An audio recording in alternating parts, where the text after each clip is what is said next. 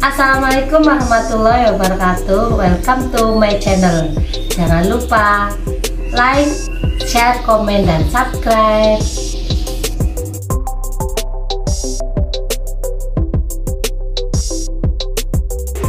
Baik, pada kesempatan kali ini masuk pada pertemuan ketiga atau materi kedua mata kuliah Ekonomi Internasional. Temanya adalah instrumen kebijakan ekonomi politik dan kebijakan perdagangan internasional. Ini kita akan mempelajari beberapa instrumen kebijakan ekonomi dan macam kebijakan perdagangan internasional.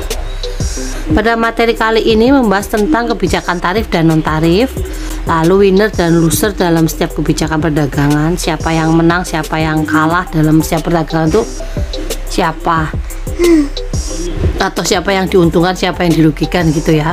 Lalu yang selanjutnya pro kontra tentang liberalisasi perdagangan, kita akan mengenal tentang liberalisasi perdagangan.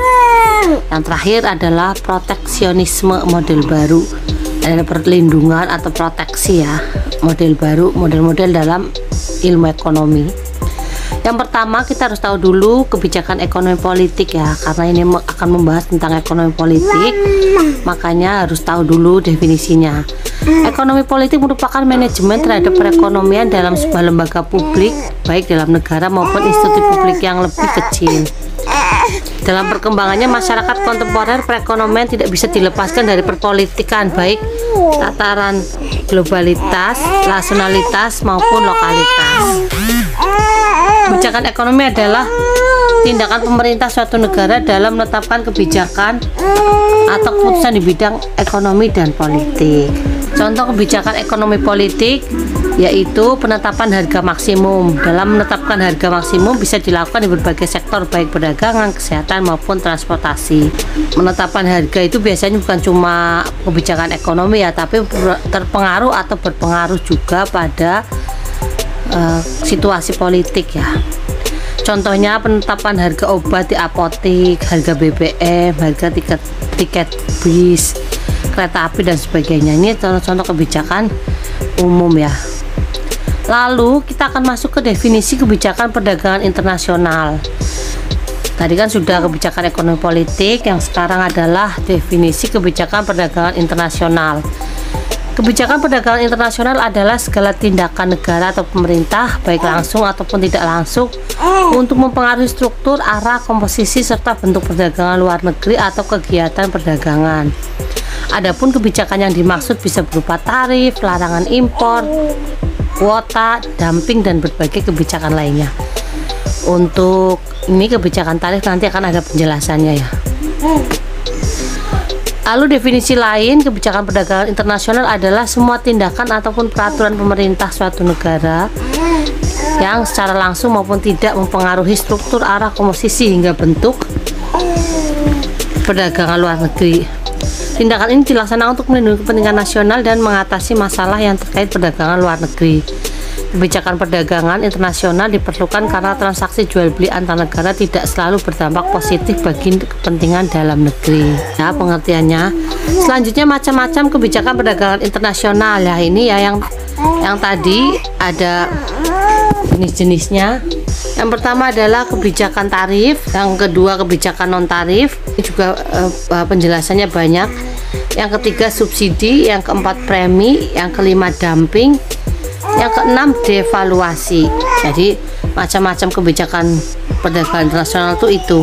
Kita akan fokus kepada kebijakan tarif dan kebijakan non tarif, meskipun kebijakan lainnya juga ada. Kebijakan tentang tarif ya, jadi bagaimana tarif itu diberlakukan.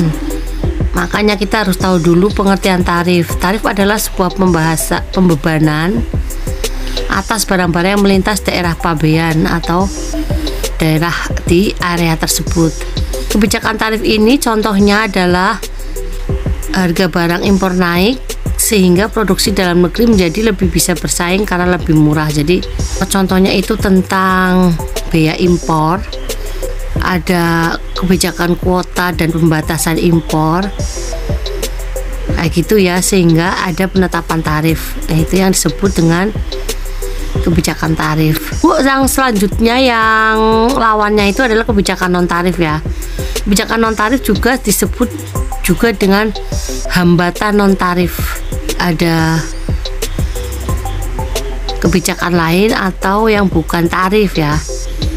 Nah, itu contohnya ada kebijakan teknis seperti persyaratan labeling untuk keamanan pangan, persyaratan karantina, persyaratan higienis. Ini ada kebijakan-kebijakan tapi itu tidak berkaitan dengan tarif atau pembayaran ya. Maksudnya itu enggak secara langsung dibayar, tapi ada syarat-syarat yang harus dipenuhi dari kebijakan tersebut. Lalu kebijakan non teknis seperti pajak musiman, penetapan harga impor, kuota, prosedur impor, dan PNBP, penerimaan negara bukan pajak. Ini juga masih terkait dengan impor. Nanti bisa dibaca lagi untuk kebijakan tarif yang lain selain yang sudah dicontohkan tadi. Karena kita fokusnya kepada kebijakan tarif dan non tarif, jadi fokus ke situ. Tapi selain itu ada juga kebijakan lain ya, kebijakan perdagangan internasional yang lain selain kebijakan tarif, yaitu ada kuota impor, ada larangan ekspor impor, kemudian ada subsidi, lalu ada premi, ada dumping, dan ada devaluasi. Nanti ini bisa dipelajari sendiri ya, nanti bisa ditanyakan jika ada yang kurang paham. Selanjutnya adalah pengertian liberalisasi perdagangan. Kita masuk ke materi tentang liberalisasi. Liberalisasi perdagangan atau trade liberalization merupakan pengurangan hambatan-hambatan perdagangan serta dibukanya akses pasar dalam negeri. Liberalisasi perdagangan adalah praktik untuk mendorong perdagangan barang dan jasa secara bebas antar negara. Ini dilakukan melalui penghapusan atau pengurangan pembatasan atau hambatan pada perdagangan barang dan jasa. Liberalisasi perdagangan adalah praktik untuk mendorong perdagangan barang dan jasa secara bebas antar negara. Itu ya, jadi namanya juga liberal ya, bebas, perdagangannya itu bebas, makanya ada disebut liberalisasi perdagangan. Sekarang ada pro kontra liberalisasi perdagangan ya, pasti ada kelemahan dan kelebihan, ada keuntungan, ada kerugian kayak gitu ya. Ini kelemahannya dapat merugikan dan menghilangkan pekerjaan di suatu negara. Liberalisasi perdagangan sering mengarah pada perubahan keseimbangan ekonomi ya. Keseimbangan ekonomi ya berubah-ubah. Barang-barang impor dapat memiliki kualitas yang lebih rendah dan kurang aman dibandingkan dengan produk dalam negeri. Lalu liberalisasi perdagangan dapat menimbulkan ancaman bagi negara atau ekonomi berkembang karena mereka dipaksa untuk bersaing di pasar yang sama dengan negara yang ekonominya lebih kuat. Karena ada kelebihannya ya, kelebihan dari liberalisasi perdagangan yaitu menaikkan surplus konsumen atau biaya konsumen ya. Ini juga meningkatkan efisiensi melalui persaingan yang lebih intens. Liberalisasi perdagangan mempromosikan perdagangan bebas yang memungkinkan negara-negara untuk berdagang barang tanpa hambatan peraturan atau biaya terkait. Kelebihannya adalah meningkatkan persaingan dari luar negeri sebagai akibat dari liberalisasi perdagangan, menciptakan insentif untuk efisiensi yang lebih besar dan produksi yang lebih murah oleh perusahaan-perusahaan domestik. Kelebihan lain secara makro, liberalisasi perdagangan memungkinkan negara-negara untuk berspesialisasi. Kemarin sudah dibahas tentang spesialisasi ya, dalam memproduksi barang dan jasa di mana mereka memiliki keunggulan komparatif. Jadi ada negara itu dipaksa dalam tanda kutip untuk bisa berspesialisasi terhadap produksi barang dan jasanya. Kelebihan selanjutnya yaitu jika suatu negara meliberalisasi perdagangannya, itu akan membuat negara itu lebih menarik bagi investor asing. Nah, ini asingnya masuk kan nanti akan membuat perekonomian lebih baik ya, lebih bergeliat gitu ya, karena banyak investor yang masuk. Materi berikutnya adalah tentang proteksionisme perdagangan. Maaf, ini judulnya salah ya.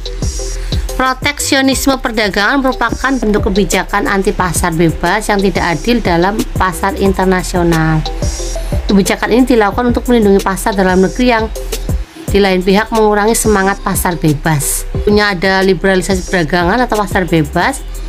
Yang satunya ada proteksionisme, ada kebijakan untuk anti pasar bebas ya. Jadi ini kita akan membahasnya secara bersamaan sehingga nanti pemahaman kita akan lebih tahu mana yang lebih baik, yang tentang liberalisasi perdagangan atau tentang proteksionisme perdagangan. Proteksionisme atau proteksi perdagangan atau trade protection adalah suatu kebijakan yang diambil pemerintah suatu negara yang mengarah pada perlindungan ekonomi yang mengetatkan perdagangan atau membatasi persaingan dengan negara-negara lain melalui cara-cara pembatasan arus ekspor dan impor barang dan jasa seperti tarif barang impor, batas kuota, dan berbagai peraturan pemerintah yang bertujuan melindungi ekonomi dalam negeri. Protek oleh pemerintah, jadi biar ada perlindungan. Proteksi perdagangan diambil dengan berbagai bentuk seperti tarif impor, subsidi, kuota, pelabelan, persyaratan keamanan, dan kesehatan produk. Tujuannya adalah untuk melindungi kepentingan perekonomian domestik, misalnya melindungi produsen lokal dari persaingan impor. Ya, namanya juga diproteksi ya, berarti tujuannya untuk melindungi. Ini ya, ada pernyataan, kebijakan ini bertentangan dengan perdagangan bebas yang meminimalkan pembatasan perdagangan oleh pemerintah. Di era modern, proteksionisme semakin erat kaitannya dengan anti globalisasi dan anti imigrasi. Istilah ini sering digunakan dalam konteks ekonomi. Proteksionisme dalam ekonomi mengacu pada kebijakan atau doktrin yang melindungi perusahaan dan pekerja di suatu negara dengan membatasi atau mengatur perdagangan luar negeri. Ini ya, jadi ada pertentangan memang, yang satunya tentang perdagangan bebas, yang satunya tentang proteksi. Ini contoh-contoh proteksionisme perdagangan ya, nanti bisa dibaca sendiri karena contoh-contoh perlindungan suatu negara, contoh perlindungan kebijakan atau perlindungan untuk perdagangan masing-masing negara itu beda-beda. Lalu kita harus tahu juga mengapa ada proteksi perdagangan ya. Untuk apa? Perdagangan saja ada proteksinya, ada perlindungannya. Yang pertama, mencegah kompetisi yang tidak adil ya, biar kompetisinya adil, saling menguntungkan antar negara yang melakukan perdagangan. Yang kedua, menyelamatkan lapangan kerja domestik. Pasti ya, kalau tidak diproteksi nanti semua lapangan pekerjaan ya, baik itu pekerjanya, barang dan jasanya itu nanti dari luar semua. Bagaimana dengan yang domestik, nanti malah gulung tikar.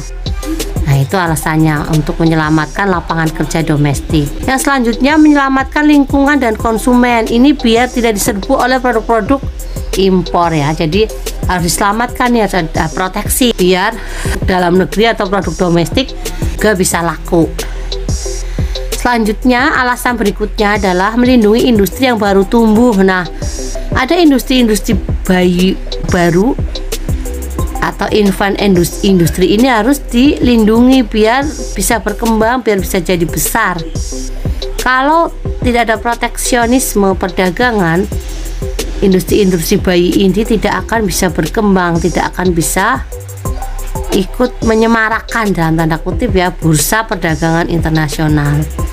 Karena infant industri atau industri bayi ini rentan terhadap tekanan persaingan produk impor. Jadi nanti akan bersaing dengan produk impor, jadi harus ada proteksionisme. Selanjutnya, alasan berikutnya adalah melindungi industri yang telah matang dan strategis. Nah, tentunya industri yang sudah matang, sudah strategis, sudah siap bersaing juga harus dilindungi. Kalau tidak dilindungi, nanti ada pasar bebas, ada yang lebih baik, ada yang setara atau yang lebih tinggi juga, nanti takutnya akan tergeser atau akan mati juga. Selanjutnya, kita akan membahas tentang jenis-jenis proteksi perdagangan ya. Jenisnya apa saja? Ini hampir sama dengan tadi yang di atas ya, yang jenis-jenis kebijakan perdagangan internasional ya. Ini perlindungan perdagangan internasional atau proteksi perdagangan juga banyak jenisnya.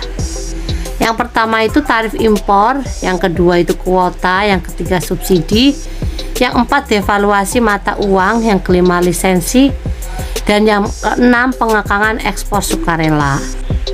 Saya jelaskan satu persatu. Tarif impor adalah pajak atas barang impor ya, ada pajak. Biar ada presentasi pajak, persentase pajaknya itu biar perlindungan atau proteksi perdagangannya itu lebih bagus, lebih terarah ya, karena tarifnya itu spesifik, misalnya $1.000 per ton atau berapa, itu ada nominal dan presentase harga. Selanjutnya adalah kuota impor. Kuota impor ini membatasi kuantitas produk impor yang masuk ke pasar domestik. Ini harus dikasih kuota biar tidak seenaknya impor yang sebesar-besarnya. Itu kan nanti akan mempengaruhi produk domestik di negara yang melakukan impor tersebut. Selanjutnya ada subsidi. Subsidi membantu mengurangi biaya produksi dan harga jual. Nah, kalau sudah disubsidi, biasanya kalau diterima oleh konsumen akan lebih murah. Nah, ini subsidi penting bagi negara-negara yang mengandalkan ekspor. Contoh subsidi yang paling umum adalah subsidi pertanian. Jadi kalau sudah disubsidikan, merasanya enak ya, ada subsidi gitu. Jadi ada perlindungan di situ, apalagi untuk di bidang pertanian biasanya disubsidi karena biaya produksi pertanian itu besar sekali dan hasilnya biasanya kecil. Selanjutnya adalah devaluasi mata uang. Devaluasi adalah upaya yang disengaja oleh suatu negara untuk menurunkan nilai tukar mata uangnya terhadap mata uang lain. Dengan kata lain, itu adalah depresiasi yang disengaja. Jadi sengaja menurunkan nilai tukar mata uang. Ini merupakan suatu cara ampuh untuk mendongkrak ekspor sekaligus menurunkan impor. Caranya adalah begitu. Jadi dengan devaluasi maka mata uang membuat barang impor menjadi lebih mahal bagi pembeli domestik. Jadi kalau mahal kan jadi nanti impornya sedikit, banyakin ekspor gitu. Lalu selanjutnya adalah lisensi. Untuk mengirimkan barang dari luar negeri, pemerintah menerbitkan lisensi impor. Untuk mengurangi impor, pemerintah dapat memperketat pemberian lisensi. Selanjutnya, lisensi juga berlaku untuk ekspor. Ketika memperketat penerbitannya, pemerintah berusaha membatasi pergerakan keluar barang domestik. Tujuannya adalah menghindari kelangkaan dan lonjakan harga di pasar domestik. Ini pengekangan ekspor sukarela masih masuk dalam jenis-jenis proteksi perdagangan ya. Ini cuma judulnya saja yang besar, maaf typo. Pengekangan ekspor sukarela atau voluntary export resistant atau VERS bekerja secara terbalik dengan kuota impor. Oh, ini kebalikannya kuota impor ya. Jadi VERS ini kebalikan dengan kuota impor yang di atas tadi. Di bawah kuota konvensional, negara pengimpor adalah yang menerbitkan kebijakan. Sebaliknya di bawah VERS, negara pengekspor adalah yang mengambil kebijakan-kebijakan. Jadi ini ada pengekangan ekspor sukarela. Jadi ekspornya itu dikekang ya, berkebalikan dengan kuota impor, tapi alasannya sama ya, untuk menghindari pembalasan dari negara mitra atau untuk melindungi negara yang lebih kecil ya, itunya apa, standar perekonomiannya negara maju berkembang atau negara kecil misalnya ya, itu, dan biar produk domestiknya itu lebih laku ya, tidak mengandalkan barang-barang impor. Selanjutnya pasti ada pro dan kontra proteksi perdagangan. Pasti setiap kebijakan itu pasti ada pro dan kontranya. Yang pertama tentang kelebihan proteksi perdagangan. Proteksi perdagangan akan mengurangi tekanan persaingan. Lalu proteksi perdagangan menawarkan lebih banyak peluang pertumbuhan, pekerjaan dan pendapatan bagi perekonomian domestik. Yang ketiga, peningkatan pendapatan mendorong konsumsi dan mendorong pertumbuhan ekonomi yang lebih tinggi. Itu kelebihannya. Lalu kekurangannya itu, proteksi perdagangan hanya akan membawa manfaat bagi satu pihak tetapi merugikan pihak lain. Pasti ya, pasti ada yang tidak puas dengan kebijakan. Proteksi merugikan konsumen domestik, mereka harus menanggung harga yang lebih tinggi Selain itu mereka juga menjadi pilihan menjadi lebih sedikit ya, karena beberapa produk itu dibatasi untuk produk impor. Selanjutnya, proteksi membuat produsen domestik malas. Mereka menjadi sangat tergantung pada kebijakan pemerintah untuk mendukung daya saing mereka di pasar internasional. Ya, penurunan intensitas persaingan juga berpotensi untuk melemahkan industri dalam negeri. Tanpa persaingan tidak ada insentif untuk lebih inovatif dan lebih efisien. Yang terakhir, proteksionisme memicu pembalasan kuat dari negara mitra. Itu dapat memunculkan perang dagang yang mana dapat merusak perekonomian, jadi bisa menyebabkan perang dagang. Demikian pembahasan tentang kebijakan perdagangan internasional pada materi kedua mata kuliah ekonomi internasional. Baiklah, untuk kuis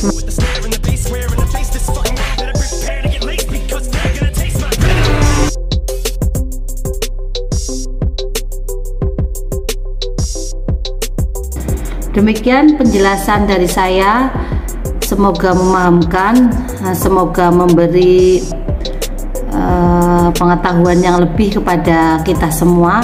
Mohon maaf bila banyak kekurangan. Saya akhiri. Assalamualaikum warahmatullahi wabarakatuh.